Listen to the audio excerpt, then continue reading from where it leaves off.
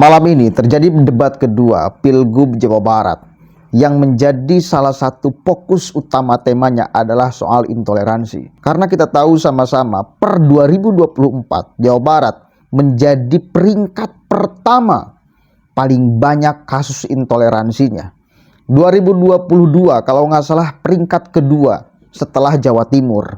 Ada 25 kasus, Jawa Timur 34 kasus. Ya, masalah kemudian pendirian tempat ibadah, masalah orang kemudian ibadah di rumah digerebek. Saya pribadi adalah orang yang fokus di dalam persoalan itu.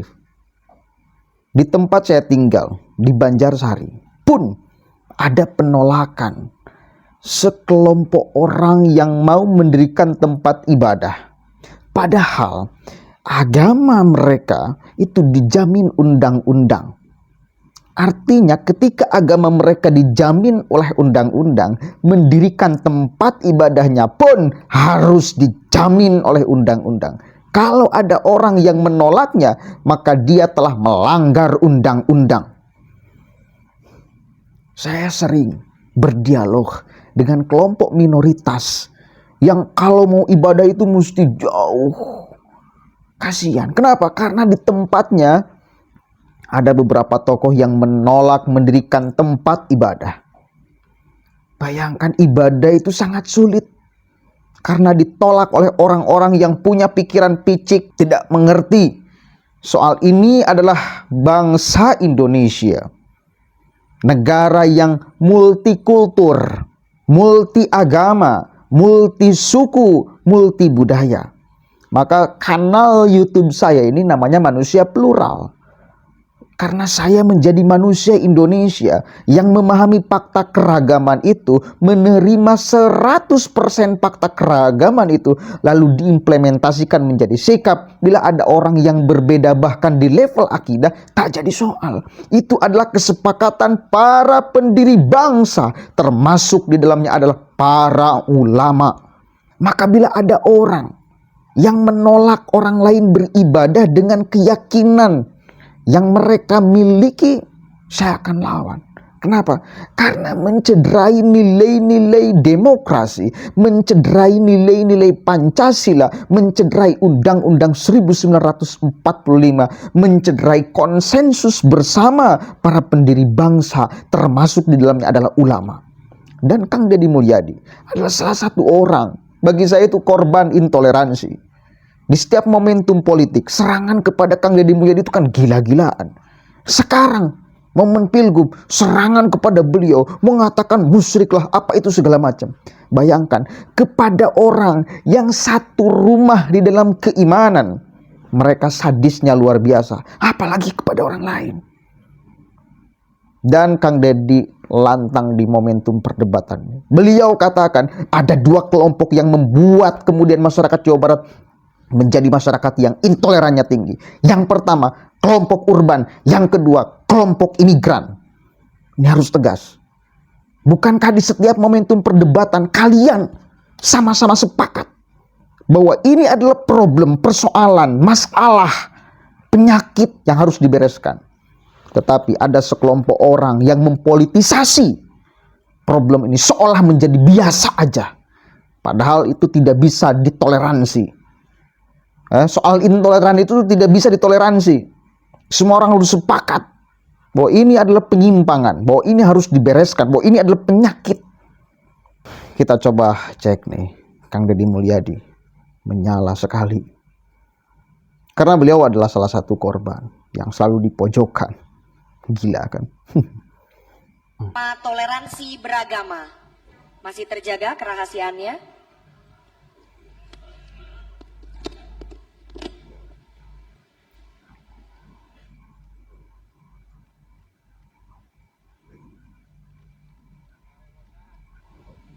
Pertanyaan untuk calon gubernur nomor urut 2. Pertanyaan hanya akan kami bacakan satu kali dan tidak akan kami ulangi. Berdasarkan riset CRCS UGM, The Wahid Foundation, Setara Institut dan Kementerian Agama Republik Indonesia menempatkan Provinsi Jawa Barat beberapa tahun terakhir ini sebagai provinsi dengan tingkat intoleransi dan pelanggaran hak kebebasan beragama dan beribadah yang cukup tinggi. Pertanyaannya, apa yang akan Anda lakukan untuk mengatasi hal tersebut? Waktu Anda menjawab 2 menit dimulai dari Anda mulai berbicara. Ada nilai yang hilang dari sejarah pembentukan bangsa dan negara. Bung Karno dalam founding father bangsa yang keragaman saat itu mengikhlaskan dirinya bersama-sama mengedepankan kepentingan yang lebih besar. Dasar negara adalah Pancasila dengan merangkum keragaman yang ada. Nilai ini 79 tahun yang lalu ditetapkan oleh founding father bangsa. Nilai itu sekarang tentu menjadi pudar. Maka tentu kalau JJ Ronald jadi bupati, kita melakukan konsep. Kalau JJ dan Rona jadi gubernur, akan mendapat konsep pelita program edukasi lintas agama. Hadirin sekalian, konflik intoleransi sesungguhnya dipicu oleh kecurigaan masing-masing pihak. Konflik agama dipicu oleh sesuatu yang masing-masing curiga pada masing-masing agama. Kalau menempatkan kepercayaan, kalau menempatkan saling menghargai dan kehormatan, pasti toleransi itu tidak akan terjadi, hadirin sekalian. Hadirin sekalian, kalau FKUB sekarang ada di kabupaten, itu adalah yang bersifat elitis. Maka kalau JJ Ronald mendapat mandat, FKUB berada di tingkat yang paling bawah, terutama yang keragamannya begitu sangat majemuk. Itu yang akan kita lakukan, dan tentu bupati, gubernur, pemimpin tingkatannya hadir untuk memfasilitasi, mendorong itu. Karena itu adalah sesuatu yang penting, sesuatu yang sangat fundamental bagi kehidupan berbangsa dan bernegara. Baik, terima kasih. Sekali lagi kami ingatkan kepada para pendukung untuk tetap menjaga ketenangan. Karena kalau sampai tidak tenang, pasangan calon Anda tidak mendengar dengan jelas, maka akan merugikan pasangan calon gubernur dan calon wakil gubernur yang Anda dukung. Terima kasih atas kerjasamanya. Baik, selanjutnya kami persilahkan kepada calon gubernur nomor urut 1, Bapak Acep Adang, untuk menanggapi dalam waktu 1 menit, waktu dimulai dari saat Anda berbicara. Terkait dengan masalah toleransi beragama, kita tentu akan mengajukan masalah kebijakan toleransi beragama, artinya memasukkan nilai-nilai toleransi di dalam semua kebijakan pemerintah, terutama yang berkaitan dengan pendidikan, ruang publik, dan pembangunan tempat-tempat rumah ibadah. Yang kedua, pendidikan toleransi di sekolah. Dibuatkan kurikulum yang terkait dengan masalah toleransi keberagaman. Yang ketiga adalah penguatan forum kerukunan umat beragama, yaitu memperkuat peran FKUB, yaitu di tingkat kabupaten kota dalam konflik dan promosi toleransi beragama. Kemudian yang terakhir adalah penegakan hukum untuk melindungi kebebasan beragama, yaitu di dalam rangka memastikan perlindungan hukum bagi kelompok agama minoritas, termasuk akses tempat ibadah dan layanan publik. Terima kasih. Selanjutnya kami persilakan Bapak Ahmad Saiku, calon gubernur nomor urut 3, menanggapi jawaban dari Cagup nomor urut 2. Waktu Anda 1 menit dimulai dari Anda berbicara. Menurut pandangan pasangan ASI, kami akan melakukan 3 hal. Yang pertama adalah kaitan beragama ini kita akan kembalikan kepada konstitusi. Konstitusi kita menjamin hak kehidupan beragama. Beragama adalah hak yang paling asasi, sehingga tidak bisa kemudian diintervensi. Yang kedua, kita tentu harus punya komitmen untuk mengikuti peraturan perundang-undangan. Kita harus ikut rule of law, aturan apa yang diberlakukan di negeri ini, dan kemudian melakukan law enforcement, penegakan hukum terhadap pelanggar-pelanggar yang mencederai hak-hak aturan perundang-undangan. Dan yang ketiga, kami mengusulkan adanya suasana kebersamaan lintas agama sejak dini, bukan pada hal-hal yang krusial, tapi hal yang lebih sederhana, menanam pohon bersama, kita bekerja bersama-sama, gotong royong bersama-sama, inilah yang akan membangun toleransi. Baik, terima kasih. Waktu Anda telah habis. Selanjutnya kami persilakan kepada calon gubernur nomor urut 4, Bapak Deddy Mulyadi untuk menanggapi. Waktu Anda 1 menit dimulai saat Anda berbicara. Saat saya SD, guru PMP saya namanya Udensius Natet. Dia beragama Katolik. Saya ditampar di sekolah. Ketika pulang ke rumah, saya ditampar lagi oleh orang tua saya. Artinya sesungguhnya orang Jawa Barat sudah sejak lama hidup toleran dan tidak ada problem tentang agama. Yang menjadi problem adalah adanya kekuatan politik yang seringkali mengkapitalisasi isu agama menjadi bagian dari elektoral. Untuk itu, kalau ingin merukunkan orang Jawa Barat, saya katakan orang Jawa Barat itu toleran. Cuman orang Jawa Barat adalah tidak berani menghadapi orang yang intoleran. Pelaku intoleran di Jawa Barat ada 2 komunitas. Satu kaum urban, yang kedua adalah kaum migran. Kalau seperti itu diperlukan political will adalah pemerintah provinsi tidak boleh takut terhadap kaum intoleran, berpegang teguh pada peraturan perundang-undangan, dan yang paling utama adalah jangan sekali-kali mengkapitalisasi itu agama untuk kepentingan politik. Ini yang menjadi problem kita. Insya Allah kita semua akan hidup rukun dan Cukup, damai. Bapak. Waktunya habis. Oke.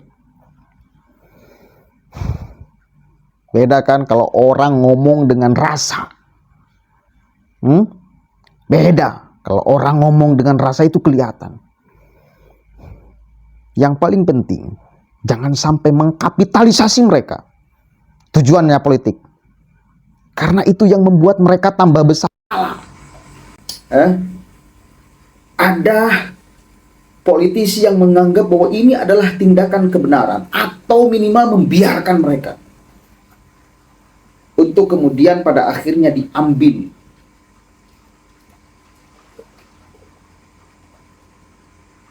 Wah, ini mic-nya mati. Oke, kita dekatkan.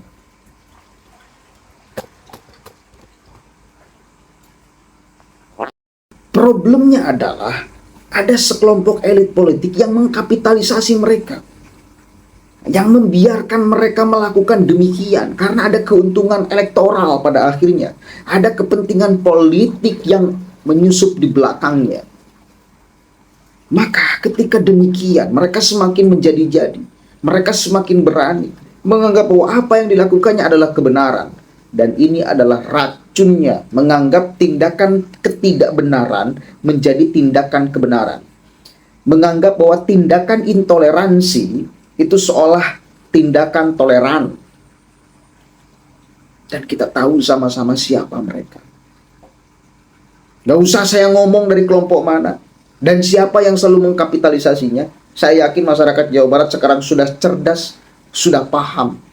Dan di Pilgub Jawa Barat ini ada kelompok itu yang mencoba menyerang Kang Deddy Mulyadi. Kenapa? Karena kepentingan politik elektoralnya terganggu. Karena mereka takut kepada Kang Deddy Mulyadi. Kenapa? Kang Deddy Mulyadi berpotensi besar menjadi orang yang akan menyadarkan seluruh lapisan masyarakat. Dan itu bagi mereka mungkin tanda-tanda kiamat. Kenapa? Karena sudah tidak bisa lagi mempolitisasi, mengkapitalisasi kelompok itu.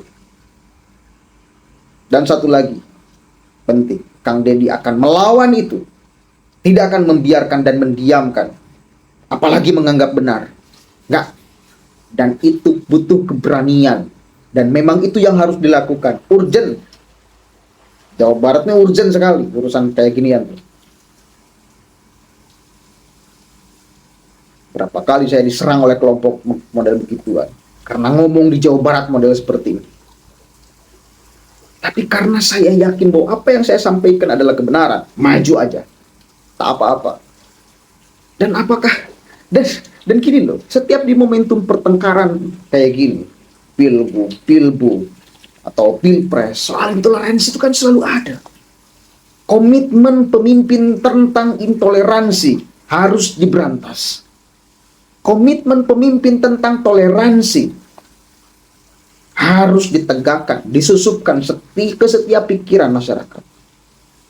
Tetapi setelah beres perdebatan, setelah mereka terpilih, diakomodir lagi kelompok itu. Kenapa? Karena ada elektoral yang masuk di sana untuk kepentingan politik. Saya kunci. Sudah Kang Deddy mudah-mudahan jadi gubernur Jawa Barat, dan membereskan ini semua. Beres insya Allah toleransi di Jawa Barat bila kami jadi gubernur, dan menindak mereka-mereka aktor-aktornya. Jangan sampai dibiarkan, apalagi dibenarkan, apalagi didiamkan. Jangan sampai, ditindak aja lah. Biar kita tercipta kesadaran bahwa apa yang dilakukan itu, misal menolak orang lain mau mendirikan tempat ibadah, menolak rumah dipakai tempat ibadah, ada-ada aja orang lain mau ibadah di rumahnya ditolak. Please lah, tumbuhkanlah rasa toleransi. Kita pun sering sholat di rumah kok, dan tidak jadi soal, tidak jadi problem. Sama aja kan ibadah. Orang lain juga sama ibadah. Bisa nggak memahami itu, menerapkan itu, mengaplikasikan itu? Hesek pisan memahami kayak gitu ya. Janganlah kayak gitu. Masih ada orang yang menolak orang lain mau mendirikan tempat ibadah. Bahkan orang lain ketika beribadah di rumahnya disergap, di ngamuk. Itu banyak terjadi. Apa problemnya? Ininya tidak beres.